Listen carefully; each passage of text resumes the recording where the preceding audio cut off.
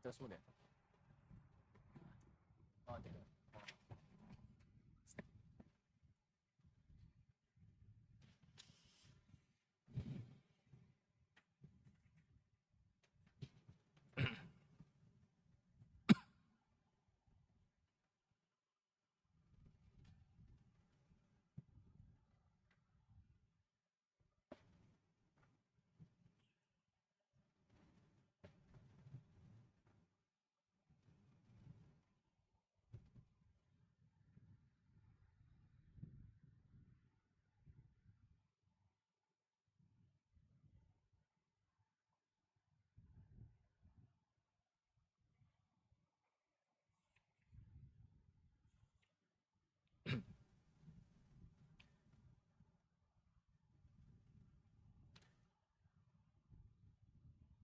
Assalamualaikum warahmatullahi wabarakatuh. Kita mulakan majlis dengan bacaan suratul Fatihah. A'udzu billahi minasyaitonir rajim. Bismillahirrahmanirrahim. Alhamdulillahi rabbil alamin. Arrahmanir rahim. Maliki yaumiddin. Iyyaka na'budu wa iyyaka nasta'in.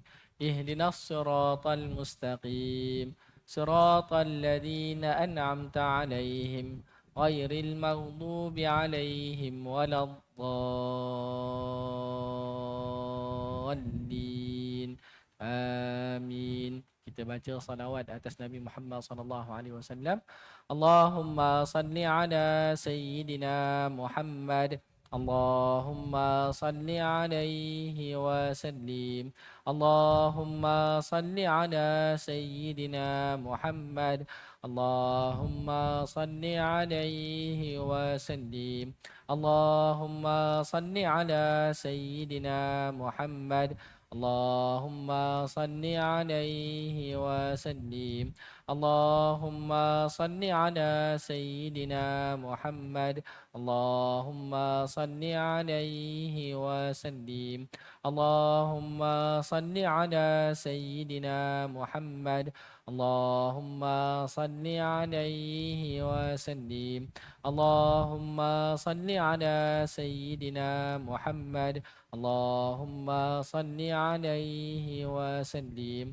Allahumma salli ala sayyidina Muhammad. Ya Rabbi salli alaihi wasallim. Bismillahirrahmanirrahim. Innal hamdalillah nahmaduhu wa nasta'inuhu wa nastaghfiruh wa na'udzu billahi min shururi anfusina wa min sayyiati a'malina. May yahdihillahu fala mudilla lahu wa may yudlil fala hadiya lahu. Wa asyhadu an la ilaha illallah wahdahu la syarika lahu wa asyhadu anna Muhammadan abduhu wa rasuluh sallallahu alaihi wa ala alihi wa sahbihi wa sallama tasliman katsira. Subhanaka la ilma lana illa ma 'allamtana innaka antal alimul hakim. Wa la haula wa la quwwata illa billahil aliyyil azim. Rabbi shrah li sadri wa yassir li amri wahlul 'uqdatam min lisani yafqahu qawli. Allahumma 'allimna al-kitab, Allahumma 'allimna al-hikmah. اللهم فقهنا في الدين وعلمنا التأويل. اللهم لا سهل إلا ما جعلته سهلا وأنت تجعل الحزن إذا شئت سهلا. Amin, amin, amin ya rabbal alamin. Amma ba'd. Tuan-tuan dan puan yang dirahmati Allah Subhanahu wa taala, kita teruskan lagi pada malam ini pengajian kitab Al-Fiqhul Manhaji ala mazhabil Imam Syafi'i. Kitab Fiqh Manhaji menurut mazhab Imam Syafi'i rahimahullah taala. Kitab kita ini disusun oleh Syekh Dr. Muhammad Dr. Mustafa Al-Khin, Syekh Dr. Mustafa Al-Bugha dan Syekh Dr.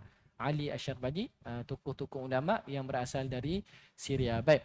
Tuan-tuan dan puan yang dirahmati Allah Subhanahu wa taala, kita masih lagi dalam Kitabun Nikah. Kitab yang membincangkan hukum hakam yang berkaitan dengan nikah. Baik, jilid yang kedua muka surat 405, jilid yang kedua muka surat 405. Baik, tajuknya perempuan yang haram dikahwini. An-nisa'ul lati yahrumu nikahuhunna. Perempuan-perempuan yang diharamkan untuk seorang lelaki berkahwin dengannya. Baik tuan-tuan dan puan yang dirahmati Allah Subhanahu wa taala, perempuan yang boleh dikahwini ramai. Tetapi yang tidak boleh dikahwini sedikit saja, dan ianya diterangkan oleh Allah Subhanahu Wa Taala dalam Al-Quran dan juga Nabi SAW di dalam hadis-hadis. Jadi perempuan yang ramai itu kahwinilah. Adapun perempuan yang tidak boleh dikahwini sedikit. Kalau kita tengok dalam Islam, yang halal itu biasanya lebih banyak daripada yang diharamkan. Yang diharamkan sedikit saja. Adapun yang dihalalkan tu banyak. Jadi kita bincangkan tentang perempuan-perempuan yang haram dikahwini dan kita kena tahu tu sikit saja. Sebenarnya pilihan lain tu banyak yang diharamkan oleh Allah Subhanahu Wa Taala hanyalah sedikit dan ada tujuannya. Baik. Pendahuluan tatkala Islam mensyariatkan perkahwinan dan menggalakkannya juga, ia mengharamkan perkahwinan dengan sesetengah perempuan. Pengharaman itu berpunca daripada pelbagai sebab. Yang pertama, mewajibkan penghormatan dan penghargaan kepada seseorang seperti ibu kandung. Baik. Tuan-tuan dan puan-puan rahmati Allah, Islam galakkan untuk berkahwin, tapi dalam masa sama ada perempuan-perempuan yang haram untuk dikahwini. Baik, antara sebab perempuan tersebut haram dikahwini kerana memuliakannya, menghormatinya. Seperti apa? Seperti ibu. Ibu, nenek kita nak menghormati mereka, memuliakan mereka, tak sepatutnya kita berkahwin dengan mereka. Sebab tu Allah Subhanahu Wa Taala haramkan berkahwin dengan ibu, dengan nenek dari sebelah bapa ataupun dari sebelah ibu dan juga ke atas. Baik, yang kedua, tabiat yang sempurna tidak merelakannya, seperti anak perempuan dan saudara perempuan sendiri. Tuan-tuan dan puan-puan rahmati Allah, kalau orang tu mempunyai tabiat yang baik, maka dia tak ada keinginan terhadap anak perempuan dia. Satu orang kalau fitrah dia tu betul, dia takkan ada nafsu terhadap anak perempuannya. Begitu juga dengan dengan adik perempuannya, kakak perempuannya. Dia tak ada keinginan untuk berkahwin dengan mereka. Itu tabiat yang bersih, tabiat yang murni.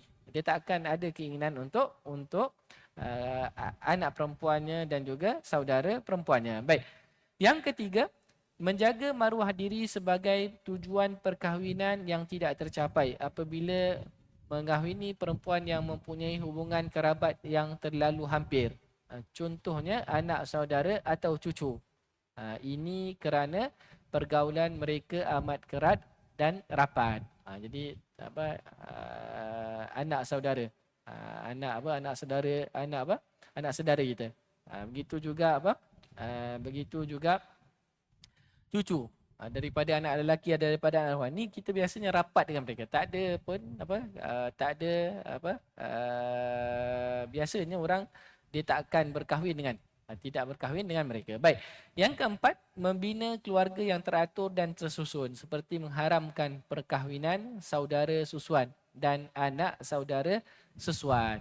Jadi saudara susuan tu Allah Subhanahu Wa Taala syariatkan tak boleh berkahwin dengan mereka supaya nak susun keluarga. Ini keluarga kita dari segi keturunan, ini keluarga dari segi susuan. Jadi Allah Subhanahu Wa Taala haramkan perkahwinan dengan mereka. Baik. Bagi tujuan dan hikmah seperti ini, Islam mengharamkan perkahwinan sesetengah lelaki dengan sesetengah perempuan dan sebaliknya. Jadi ada hikmah. Yang penting kita beriman bahawa apabila Allah Subhanahu Wa Taala mengharamkan perempuan-perempuan tertentu untuk berkahwin dengan mereka, maknanya ada satu hikmah yang Allah Subhanahu Wa Taala saja tahu. Kita cari hikmah tersebut, tapi yang penting kita beriman bahawa apabila Allah haramkan, maknanya tidak ada kebaikan untuk berkahwin dengan perempuan-perempuan yang diharamkan ini. Baik. Jenis pengharaman terbahagi kepada dua, iaitu haram yang kekal, hurmatun muabbadatun, dan haram yang sementara, hurmatun muaqqatatun. Baik, tuan-tuan dan puan-puan yang rahmati Allah, perempuan yang diharamkan untuk kita berkahwin dengannya ada dua kategori. Yang pertama, yang diharamkan untuk selama-lamanya. Kita tak boleh nak berkahwin dengan mereka untuk selama-lama. Jangan ada cita-cita, jangan ada harapan nak berkahwin. Tak mungkin untuk berkahwin dengan mereka. Itu kategori yang pertama, iaitu perempuan yang haram untuk dikahwini untuk selama-lama. Baik, yang kedua, pengharaman yang sementara. Pengharaman yang sementara. Haram dalam tempoh tertentu. Tapi bila tidak ada penghalang, tidak ada yang mencegahnya, maka boleh berkahwin. Jadi boleh kahwin tapi apabila penghalang tersebut tidak ada. Itu perempuan yang haram dikahwini untuk satu tempoh yang tertentu. Disebutkan sebagai perempuan yang diharamkan dalam tempoh yang sementara. Baik, kita lihat kategori yang pertama. Haram yang kekal. Maksud haram yang kekal ialah perempuan yang haram dikahwini selama-lamanya. Walau apa keadaan sekalipun. Ini tak boleh dikahwini sampai bila-bila. Janganlah ada cita-cita nak berkahwin dengan perempuan-perempuan ni. Ini kita tengok siapakah mereka ini. Baik, terdapat 3 sebab haram yang kekal. Yang pertama, hubungan kerabat. Yang kedua, hubungan persembendaan, perkahwinan.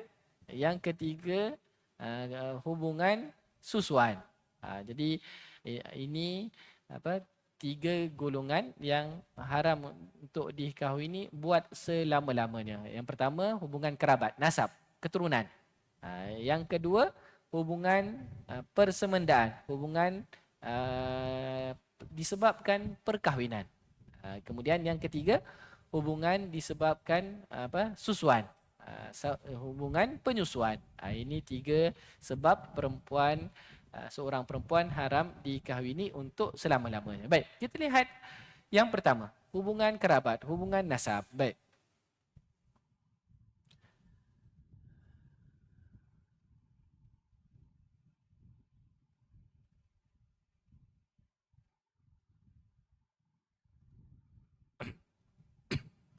Baik. Pertama, hubungan kerabat. Hubungan kerabat tersebut ialah yang pertama, ibu. Diharamkan berkahwin dengan ibu. Nenek sebelah ibu dan nenek sebelah bapa dan ke atas. Nenek kita sebelah ayah. Nenek kita sebelah ibu. Itu diharamkan untuk berkahwin dengan mereka. Dan ke atas, moyang kita.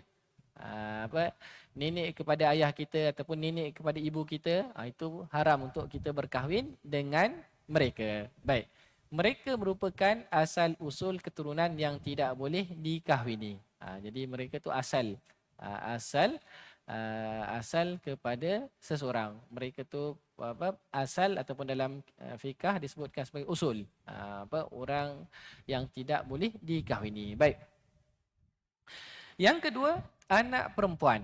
Cucu perempuan daripada anak lelaki serta cucu perempuan daripada anak perempuan. Mereka dinamakan sebagai jurai. Al-furu' keturunan seseorang yang juga haram dikahwini. Baik, seorang lelaki tak boleh berkahwin dengan anak perempuannya. Begitu juga cucu perempuan daripada anak lelaki. Anak lelaki kita ada anak perempuan, itu haram untuk kita berkahwin dengannya. Baik, cucu perempuan daripada anak perempuan.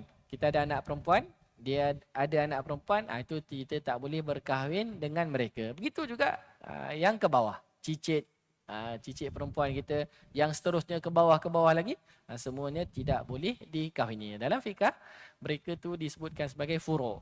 Furu' ni diterjemahkan sini sebagai jurai. Furu' ni cabang kita. Jadi kalau ibu tu ke atas, itu kita punya asal. Kita punya usul. Kita punya keturunan asal. Yang ni kita kita punya cabang. Cabang ke bawah. Baik. Yang ketiga, saudara perempuan seibu sebapa atau seibu. Mereka merupakan jurai keturunan ibu bapa. Baik. Yang ketiga ni adik-beradik perempuan kita. Adik-beradik perempuan kita. Sama ada adik-beradik seibu sebapa. Kita dengan kakak kandung kita. Kakak kandung kita sama. Bapa sama, mak sama. Kita lahir anak lelaki, dia anak perempuan. Kita tak boleh berkahwin dengan dia. Baik, begitu juga saudara perempuan sebapa. Saudara perempuan sebapa. Ibu lain. Sebapa tapi ibu lain. Sebapa tapi ibu lain. Itu haram untuk kita berkahwin dengannya. Baik, saudara perempuan seibu. Bapa kita lain tapi mak sama. Daripada rahim yang sama. Itu pun perempuan yang haram untuk dikahwini. Baik. Yang keempat, anak perempuan daripada saudara lelaki. Sama ada seibu sebapa atau seibu. Ini anak saudara kita. Kita ada adik-beradik. Adik-beradik kita ni ada anak-anak perempuan. Jadi haram untuk kita berkahwin dengan mereka. Ini perempuan yang haram untuk dikahwini. Baik. Yang kelima, anak perempuan daripada saudara perempuan, sama ada seibu, sebapa atau sebapa atau seibu. Ini adik anak perempuan kepada kakak kita ataupun adik perempuan kita. Ini mak kita tak boleh berkahwin dengan mereka. Mereka ni haram untuk dikahwini. Baik. Kemudian yang keenam, ibu saudara sebelah bapa. Dalam bahasa Arab disebutkan sebagai al-ammah. Kalau orang Arab, ammah tu ibu saudara sebelah bapa. Maksudnya adik-beradik perempuan bapa kita. Bapa kita ada adik-beradik perempuan, maka kita haram berkahwin dengan mereka. Iaitu saudara perempuan bapa. Nenek saudara sebelah bapa. Nenek saudara sebelah bapa, mereka merupakan jurai keturunan datuk nenek sebelah bapa. Baik, tuan-tuan dan puan-puan yang dirahmati Allah Subhanahu Wa Taala, bapa kita dia ada makcik sebelah bapa dia. Maka itu pun haram untuk kita berkahwin dengan mereka. Baik. Yang ketujuh, ibu saudara sebelah ibu, khalah, iaitu saudara perempuan ibu. Jadi ni adik-beradik mak kita. Yang perempuan, maka lelaki haram untuk kita berkahwin dengan mereka. Adik-beradik mak. Itu mahram kita. Itu mahram kita. Baik. Nenek saudara sebelah ibu dan sebelah bapa. Itu pun haram untuk kita berkahwin dengan mereka. Mereka merupakan jurai keturunan datuk nenek sebelah ibu yang haram dikahwini untuk selama-lamanya. Baik, ini 7 golongan yang haram dikahwini oleh seorang lelaki disebabkan hubungan nasab, sebabkan hubungan kekeluargaan, hubungan kerabat. Baik. Baik, apa dalilnya? Dalilnya ayat Al-Quran. Hal ini berdasarkan firman Allah Subhanahu wa taala, "Hurrimat 'alaikum ummahatukum wa banatukum wa akhawatukum wa ammatukum wa khalatukum wa banatul akhi wa banatul ukht." Maksudnya diharamkan ke atas kamu, wahai kaum lelaki, mengahwini ibu-ibu kamu. Itu yang pertama. Yang kedua, anak-anak kamu yang perempuan. Yang kedua. Yang ketiga, saudara-saudara kamu yang perempuan. Yang keempat, saudara-saudara bapamu yang perempuan. Ammah tadi. Yang kelima, saudara-saudara ibumu yang perempuan. Khalah. Kemudian anak-anak perempuan dari saudara-saudaramu yang laki-laki. Anak saudara, anak kepada adik lelaki kita pun anak saudara kepada anak kepada apa? Abang kita. Dan anak-anak perempuan dari saudara-saudaramu yang perempuan. Ini anak kakak kita ataupun anak adik perempuan kita. Jadi ini 7 golongan yang Allah Subhanahu Wa Taala sebutkan di dalam ayat ini. Baik. Tuan-tuan dan puan-puan yang dirahmati Allah Subhanahu Wa Taala, sekiranya berlaku perkahwinan dengan seorang daripada perempuan tersebut, akad nikahnya batal. Jadi kalau ada satu orang dia kahwin dengan ibunya, akad nikah tersebut batal. Akad tersebut batal. Ataupun satu orang dia kahwin dengan anak perempuannya, batal. Ataupun dia kata dia sayang dekat adik dia kahwin dengan adik perempuan dia. Itu akad tu tidak sah, akad tersebut batal. Baik. Dan sesiapa yang menghalalkannya adalah kafir. Ini yang hati-hati. Kalau dia buat tak tahu tu tak mengapa. Tapi kalau dia buat dan dianggap itu adalah satu perbuatan yang halal, dibolehkan, maka dia telah kafir. Kerana apa? Telah bercanggah dengan nas syarak yang qat'i. Ayat Al-Quran tu jelas-jelas sebutkan satu orang tu tak boleh berkahwin dengan ibunya, tak boleh berkahwin dengan anak perempuannya, tak boleh berkahwin dengan adik perempuannya, tapi dia langgar juga. Dia kata halal. Maka orang yang begini, dia telah jatuh kafir. Baik. Baik. Tuan-tuan dan puan-puan yang dirahmati Allah, dalam Al-Quran Allah Subhanahu Wa Taala sebutkan yang perempuan-perempuan yang haram dikahwini oleh lelaki. Baik, perempuan bagaimana pula? Sama juga. Tapi sebaliknya. Begitu juga sebaliknya, haram bagi perempuan mengahwini mereka yang berikut. Yang pertama, bapa. Kalau perempuan, dia tengok sebaliknya. Kalau lelaki tak boleh berkahwin dengan ibunya. Kalau seorang perempuan pula, dia tak boleh berkahwin dengan bapanya. Baik, bapa. Datuk sebelah bapa. Ayah kepada ayah. Datuk sebelah ibu. Ayah kepada ibu. Dan semua keturunannya ke atas. moyang lelaki dia, apa lagi? Yang atas moyang apa? Ke atas adalah ke atas. Datuk yang ketiga, datuk yang keempat, datuk yang kelima, semua tu tak boleh dikahwini oleh seorang perempuan. Baik. Kemudian yang kedua, seorang perempuan tidak boleh berkahwin dengan anak lelakinya. Cucu lelaki daripada anak lelaki dan anak perempuan, seluruh jurai keturunannya. Jadi seorang perempuan tak boleh berkahwin dengan anak lelakinya. Begitu juga dia tak boleh berkahwin dengan cucunya. Sama ada cucu tu daripada anak lelakinya ataupun dari anak perempuan. Begitu juga yang ke bawah, cicitnya dan yang seterusnya. Baik, yang ketiga, seorang perempuan tidak boleh berkahwin dengan saudara seibu sebapa.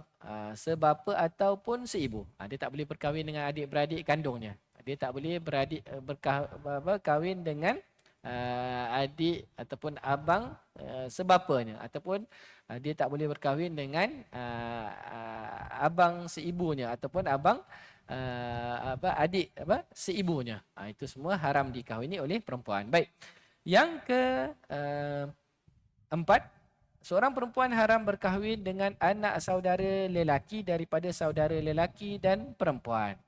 Jadi seorang perempuan dia ada adik-beradik, adik-beradik ada anak, adik-beradik ini ada anak, anak-anak mereka tu haram untuk dikahwini, mahram dia. Baik, yang kelima, bapa saudara sebelah bapa, bapa saudara sebelah ibu, datuk saudara sebelah bapa, ammul ab, dan sebelah ibu, ammul bapa saudara sebelah ibu kepada bapa, khalul ab, dan bapa saudara sebelah ibu kepada ibu. Ini seorang perempuan diharam berkahwin dengan bapa saudaranya, daripada sebelah bapa ataupun daripada sebelah ibu. Jadi diharam berkahwin dengan adik-beradik ayahnya, dan juga diharam berkahwin dengan adik-beradik ibunya. Begitu juga ke atas. Jadi dia seorang perempuan haram berkahwin dengan adik-beradik datuknya.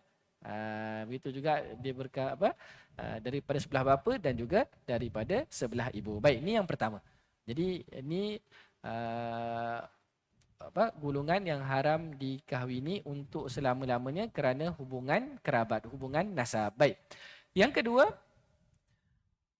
hubungan persemendaan. Hubungan persemendaan, perkahwinan. Baik, terdapat 4 golongan perempuan yang haram dikahwini oleh lelaki kerana persemendaan. Persemendaan ni kerana perkahwinan. Dia terjemahkan sini persembahan, paling senang kerana ipar duai. Kerana hubungan perkahwinan. Baik, yang pertama, ibu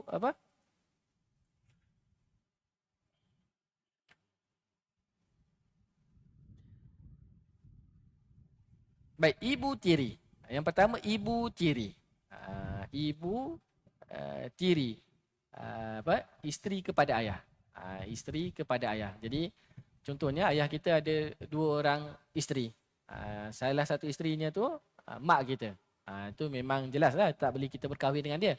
Baik. Madu kepada ibu kita. Boleh tak kita berkahwin dengan dia? Tak boleh. Itu haram untuk kita berkahwin dengannya. Baik. Nenek tiri sebelah bapa, nenek tiri sebelah ibu. Jadi isteri datuk daripada sebelah bapa atau sebelah ibu. Baik. Mereka merupakan isteri kepada asal keturunan yang haram dikahwini untuk selama-lamanya. Jadi madu ibu kita, madu datuk kita, kita tak boleh berkahwin dengan mereka. Baik. Hal ini berdasarkan firman Allah Subhanahu wa taala, wala tankihu ma nakah abaukum minan nisa'i illa ma qad salaf innahu kana fahishatan wa maqtan wa sa'a sabila. Baik.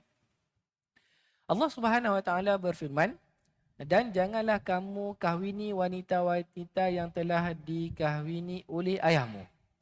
Yang dimaksudkan adalah ayah secara hakikat, secara langsung ataupun ayah secara majas, secara tidak langsung. Ibu kita memanglah tu tak boleh dikahwini, tapi isteri kepada ayah kita, madu kepada ibu kita, itu tak boleh dikahwini. Begitu juga isteri kepada datuk kita, bukan nenek kita, madu kepada nenek kita, itu pun kita tidak boleh berkahwin dengan mereka. Baik, terkecuali pada masa yang lampau. Tuan-tuan dan puan-puan yang rahmati Allah, pada masa jahiliah, seorang lelaki dia boleh berkahwin dengan ibu tirinya. dengan ibu tirinya. Tapi itu benda yang dah lalu, tak boleh buat apa-apalah. Jadi masa jahiliah, seorang lelaki boleh berkahwin dengan ibu tirinya. Bila turun ayat ini, maka kalau ada lagi seorang yang berkahwin dengan ibu tirinya, maka dipisahkan. Dipisahkan. Tidak boleh lagi teruskan. Baik. Sesungguhnya perbuatan itu amat keji dan dibenci oleh Allah Ta'ala dan seburuk-buruk jalan yang ditempuhi. Jadi Allah kata perbuatan mengahwini ibu tiri itu adalah perbuatan yang keji. Perbuatan yang keji dibenci oleh Allah Subhanahu Wa Ta'ala dan seburuk-buruk jalan yang ditempuhi. Baik, kenapa tuan-tuan dan puan-puan rahmati Allah? Kerana biasanya seorang lelaki dia akan membenci bekas bekas suami isterinya. Tuan-tuan memang biasa fitrah seorang lelaki dia tak suka dengan bekas suami isterinya. Baik, kalau seorang lelaki dibenarkan untuk berkahwin dengan ibu tirinya, lama-lama dia akan benci kepada bapanya. Ini hikmah kenapa diharamkan seorang lelaki berkahwin dengan isteri bapanya. Takut nanti bila berkahwin nanti dia akan benci kepada bapanya sendiri, sedangkan seorang anak tidak sepatutnya dia benci kepada bapanya. Kerana bapanya itu adalah asal keturunannya yang mana ia adalah sebab kewujudannya. Kalau tak ada bapa kita tak wujud di permukaan bumi ni. Kalau tidak ada bapa, tak mungkin kita akan hidup di permukaan ini. Jadi tak boleh seorang tu benci bapanya. Jadi sebab tu Islam halang seorang anak berkahwin dengan bekas isteri kepada bapanya. Kepada apa? Kepada bapanya. Baik. Baik, yang kedua, tadi yang pertama, ini yang kedua, menantu perempuan. Jadi seorang lelaki haram untuk berkahwin dengan menantu perempuan, iaitu isteri kepada anak lelakinya. Baik. Isteri cucu anak lelaki atau anak perempuan. Jadi isteri cucu daripada anak lelaki ataupun anak. Kita ada anak lelaki, dia kahwin, haram kita berkahwin dengan isteri dia. Baik, walaupun sudah diceraikan. Begitu juga kalau kita ada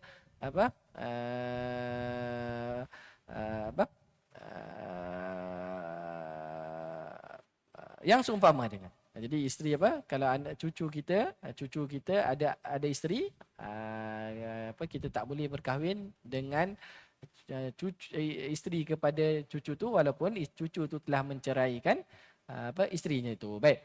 Mereka merupakan isteri jurai keturunan seseorang. Jadi ini diharamkan. Ini diharamkan. Baik. Jadi kalau seorang dia ada anak perempuan, dia ada anak lelaki ni ada isteri, maka dia tidak boleh berkahwin dengannya. Begitu juga kalau satu orang tu dia ada cucunya berkahwin dengan seorang perempuan, maka dia tidak boleh lagi berkahwin dengan isteri kepada cucunya walaupun telah diceraikan. Baik. Tuan-tuan dan puan-puan yang dirahmati Allah, pengharaman ini adalah dengan akad walaupun belum bersetubuh lagi. Jadi tuan-tuan dan puan, kalau satu orang lelaki dia anaknya tu berkahwin dengan seorang perempuan dengan nikah, akad nikah saja, perempuan tu dah jadi mahram dia untuk selama-lamanya. Jadi contohnya satu orang lelaki dia nikahkan satu orang lelaki dapat menantu. Baru saja dinikahkan oleh bapa, maka perempuan ni terus jadi mahram. Dah boleh salam dah. Tak semestinya kena bersama bersetubuh dulu, tapi dengan akad nikah saja sudah jadi mahram. Itu yang disebutkan oleh ulama. Baik. Dalilnya hal ini berdasarkan firman Allah Subhanahu wa taala, wa halailu abnaikumul ladina min aslabikum. Dan haram juga kamu berkahwin dengan bekas isteri anak-anak kamu sendiri yang berasal dari benih kamu. Maksudnya haram berkahwin dengan bekas isteri anak kandung. Bekas isteri anak kandung, bekas isteri cucu kandung. Baik.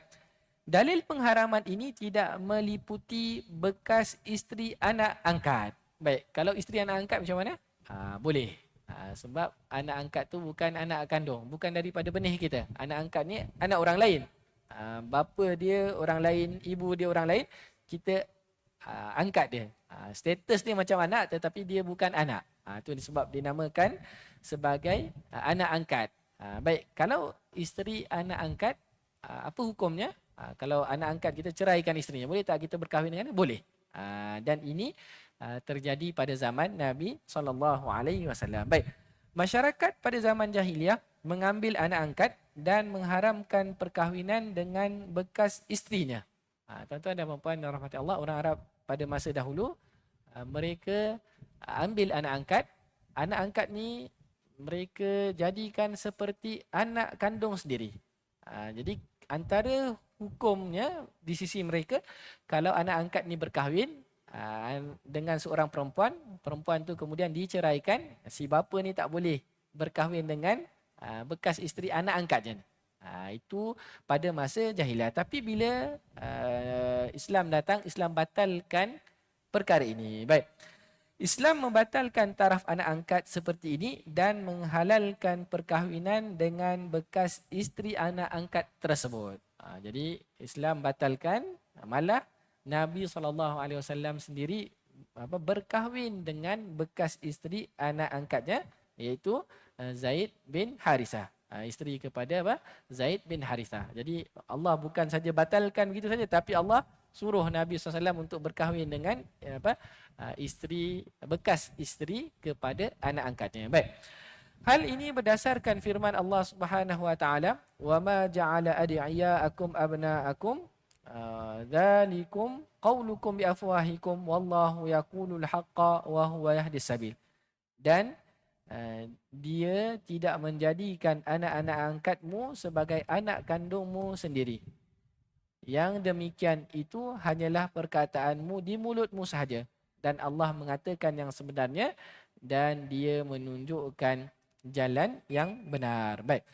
Firman Allah Subhanahu wa taala lagi, likai la yakuna 'alal mu'minina harajun fi azwaji adiyaihim idza qadaw minhunna watara wa kana amrullahi maf'ula. Supaya tidak ada keberatan bagi orang yang mukmin untuk mengahwini isteri-isteri anak-anak angkat mereka apabila anak-anak angkat itu telah menyelesaikan keperluannya daripada isterinya dan adalah ketetapan Allah itu pasti terjadi. Baik, tuan-tuan dan puan yang dirahmati Allah Subhanahu wa taala,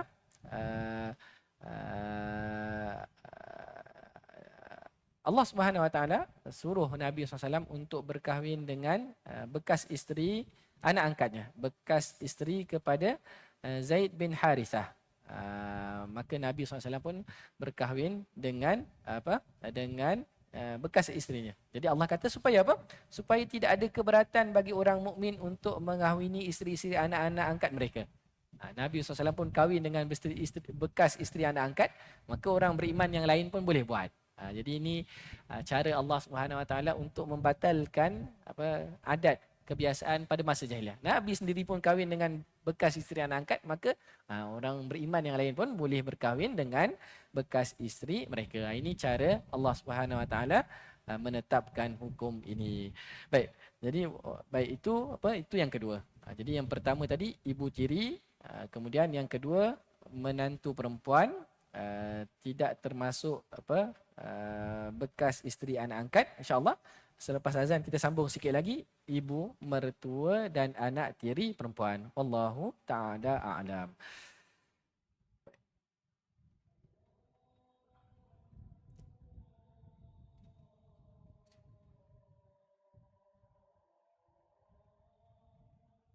Allahu Akbar, Allahu Akbar.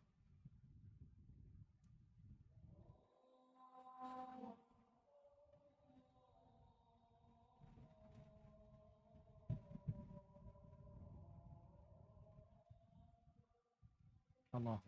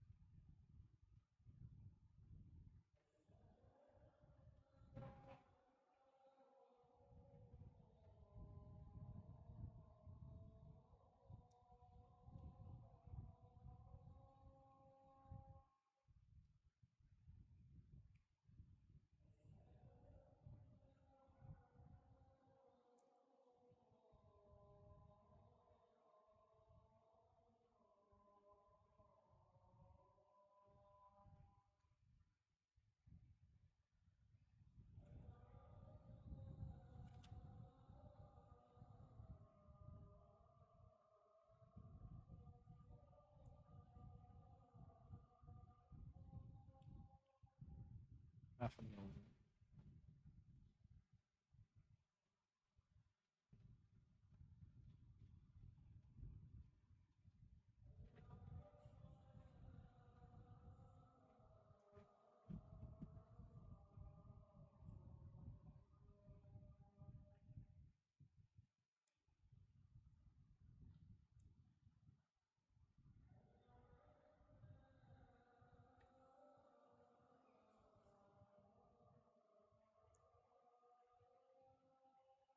Hmm.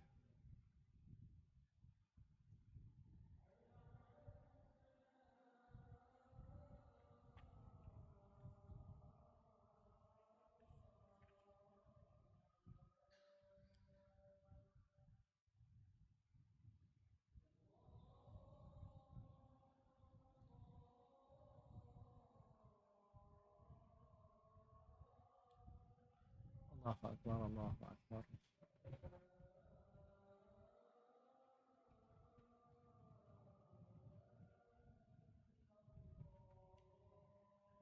La ilaha illallah Muhammadur Rasulullah sallallahu alaihi wasallam. Allahumma rabbana bil alamin.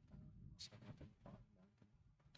Sunnatul fadil wa ba'athu maqama mahmudan alladhi wa'antahu innaka la tukhliful. Bismillah, alhamdulillah, wassalatu wassalamu ala rasulillah wa ala alihi wa sahbihi wa man wala. Baik, kita teruskan lagi. Perempuan yang haram dikahwini disebabkan hubungan perkahwinan, persemendaan. Baik, yang ketiga, ibu mertua. Tidak harus mengahwini ibu mertua. Ibu kepada isteri. Haram untuk berkahwin dengan mereka. Baik, hal ini berdasarkan firman Allah Subhanahu wa taala, wa ummahatu nisaikum, dan ibu-ibu isteri kamu. Jadi Allah sebutkan dengan jelas dalam surah An-Nisa bahawa isteri, ibu kepada isteri haram untuk dikahwini. Baik. Pengharaman ini meliputi semua keturunan ibu. Seperti ibu kepada mertua. Ibu kepada mertua. Nenek ke atas. Jadi tuan-tuan dan puan rahmat Allah, kalau satu orang tu dia bernikah dengan satu orang perempuan, lepas saja nikah dah boleh salam dengan ibu mertua dia. Boleh salam dengan nenek kepada isteri dia. Dah jadi mahram. Baik. Ketiga-tiga golongan ini haram dikahwini semata-mata dengan sebab akad nikah, sama ada berlaku persetubuhan ataupun tidak. Jadi lepas nikah saja dah jadi mahram automatik. Dah boleh salam, dah boleh salam dengan ibu mertua, dah boleh salam dengan nenek isteri kita. Baik, kenapa? Apa hikmahnya? Baik, kata ulama, biasanya seorang lelaki dia akan berurusan langsung dengan ibu mertuanya selepas akad nikah. Kerana ibu mertua tu yang mengaturkan urusan anak perempuannya. Lepas akad nikah tu mak mertua lah yang bawakan kepada kepada isteri tu, dia yang hiaskan dia, dia yang jadi sebab tu hikmah Allah Subhanahu Wa Taala sebutkan pengharaman ni terjadi dengan akad tanpa perlu persetubuhan. Jadi sebab tu apabila akad saja, maka tak boleh lagi berkahwin dengan ibu mertua untuk selama-lamanya. Walaupun nanti katakanlah bercerai, maka ibu mertua tu tetap ibu mertua mahram sampai bila-bila. Baik. Sekiranya akad nikah berlaku dengan mana-mana golongan perempuan tersebut, ia adalah batal. Baik. Yang keempat, anak tiri perempuan. Tuan-tuan dan puan-puan rahmati Allah, anak tiri perempuan, seorang lelaki dia berkahwin dengan seorang perempuan yang mempunyai anak. Mempunyai anak perempuan. Maka lelaki ini tidak boleh berkahwin dengan anak perempuan ini. Tapi dengan syarat ibunya telah disetubuhi. Kalau ibunya belum disetubuhi, maka boleh dia berkahwin dengan anak perempuan tersebut. Contohnya satu orang lelaki dia berkahwin dengan seorang perempuan, perempuan ni ada seorang anak perempuan. Baik, bila dah kahwin, berlepas akad nikah, cantik pula anak dia ni. Dia ceraikan si ibunya, belum bersama lagi, boleh tak dia berkahwin dengan anak perempuan? Boleh. Itu dari segi hukumnya. Baik. Anak tiri perempuan. Anak tiri perempuan haram dikahwini oleh bapa tirinya. Pengharaman ini berlaku apabila ibu kepada anak tiri tersebut telah disetubuhi oleh bapa tirinya. Jadi kalau ibu tu telah disetubui. Maknanya kalau seorang lelaki berkahwin dengan seorang perempuan yang mempunyai seorang janda yang ada anak perempuan. Jadi lepas nikah, anak perempuan ni belum lagi boleh salam dengan apa? Lelaki ni. Sebab apa? Bukan mahram. Tapi kalau lelaki ni dah bersetubuh dengan apa? Ibunya, barulah jadi mahram. Baik. Ini berdasarkan firman Allah Subhanahu wa taala, wa rabaibukumul lati fi hujurikum min nisaikumul lati dakhaltum bihin fa in lam takunu dakhaltum bihinna fala junaha alaikum. Baik, diharamkan anak-anak isterimu yang dalam pemeliharaanmu dari isteri yang telah kamu campuri. Tetapi jika kamu belum bercampur bersetubuh dengan isterimu itu dan sudah kamu ceraikan, maka tidak berdosa kamu mengahwini anak-anak isteri kamu. Baik. Pengharaman ini tidak hanya kepada anak tiri yang tinggal bersama bapa tirinya, tetapi juga termasuk anak tiri yang tidak tinggal bersama-samanya. Jadi kalau seorang lelaki berkahwin dengan seorang perempuan, perempuan ni ada dua orang anak perempuan.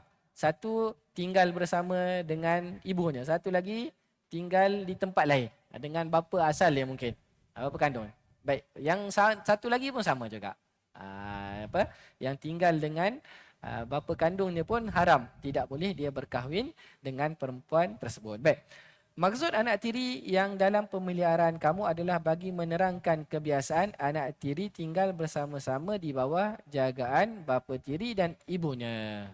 Dan demikianlah sebaliknya, seorang perempuan haram mengahwini bapa tirinya, menantu lelaki, anak tiri dan bapa mertuanya. Jadi kalau perempuan macam mana? Perempuan dia haram kahwin dengan bapa tirinya. Begitu juga dia haram kahwin dengan menantu lelakinya. Dia haram juga kahwin dengan anak tirinya dan juga bapa mertuanya. Ini yang orang-orang yang haram untuk dikahwini disebabkan hubungan perkahwinan. Baik. InsyaAllah pada majlis yang akan datang kita akan sambung lagi golongan yang haram dikahwini kerana hubungan penyusuan. Ini insyaAllah kita akan terangkan pada majlis yang akan datang. Wallahu ta'ala a'lam. Baik, kita akhiri majlis pada malam ini dengan kafaratul majlis. Subhanakallahumma wa bihamdika asyhadu an la ilaha illa ant astaghfiruka wa atubu ilaik. Allahumma anfa'na bima 'allamtana wa 'allimna bima yanfa'una wa zidna 'ilma. Allahumma inna nas'aluka 'ilman nafi'a wa rizqan thayyiba wa 'amalan mutaqabbala. Allahumma inna na'udzubika min jahdil bala wa darakis syaqa wa su'il qada wa syamatatil a'da bi rahmatika ya arhamar rahimin. Rabbana atina fid dunya hasanah wa fil akhirati hasanah wa qina 'adzaban nar. Wa sallallahu 'ala nabiyil ummi wa 'ala alihi wa sahbihi wasallam.